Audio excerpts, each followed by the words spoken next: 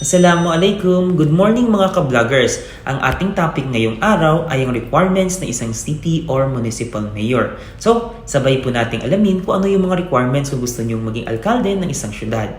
Una, dapat po, kayo po ay isang lehitimong Pilipino.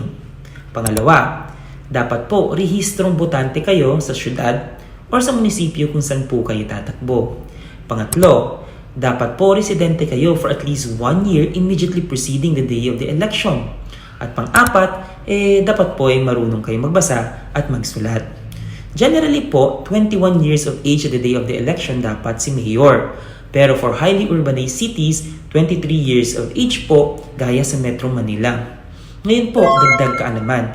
Sabi ng Supreme Court of the Philippines po, yung mga qualifications po na na-mention natin are continuing requirements. Dapat po si mayor i-possess niya ang mga requirements na ito at the day of the election, yung kanyang assumption to duty, at sa buong termino niya po na bilang alkalde, dapat possess niya lahat ng qualifications or requirements na ating nabanggit. Bakit? Pag ito po ay nawala, ay pwede pong mapaalis sa posisyon si mayor. So napaka-importante po ng mga requirements na ito. Katanungan, kailangan po ba na simpleng buhay lamang si alkalde or si mayor?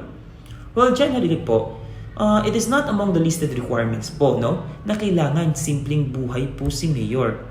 Pero, sabi po ng 1987 Constitution,